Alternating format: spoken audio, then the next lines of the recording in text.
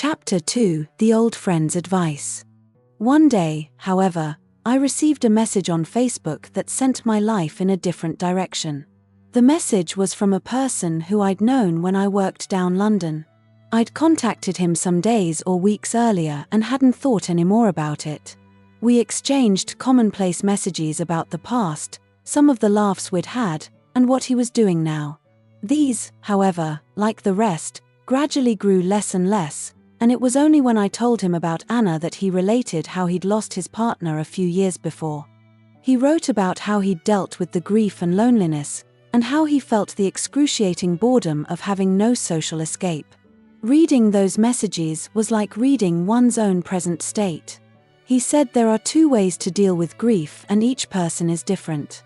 In the first place, you can be noble, you can knuckle down, tolerate the boredom, be the stoic, and show society that you can deal with the grief and come out of the trauma as a man of integrity. In the second place, and the one chosen by my old friend, you can accept what's happened and move on, get yourself out and start meeting people again, have fun and enjoy life. He recommended a dating site, and there began the new phase of life. Did I regret what I was doing so soon after the loss of my love? Yes, I did.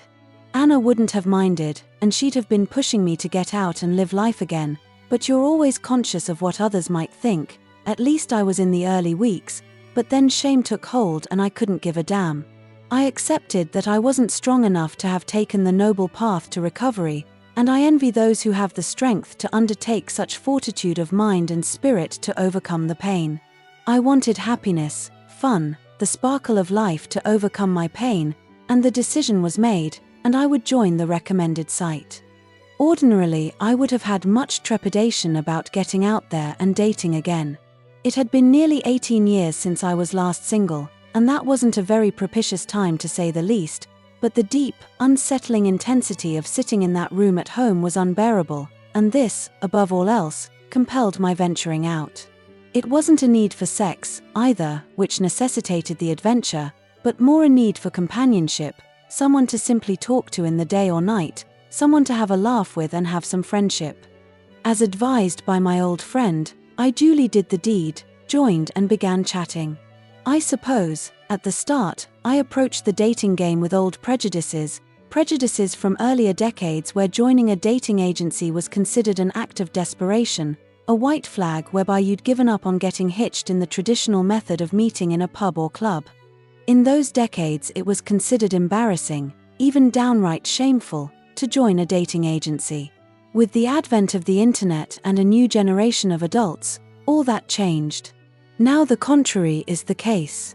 Why would you now waste the whole of a Friday or Saturday night, going out, traveling the hook and crook of every bar and pub of the city, hoping to meet a woman you can get on with? By the time you had met up with a woman, you'd be too far traveled in alcohol to make a favorable impression. Internet dating does away with all that wasteful searching. No one anymore sees it as odd, but simply another benefit of modern-day life.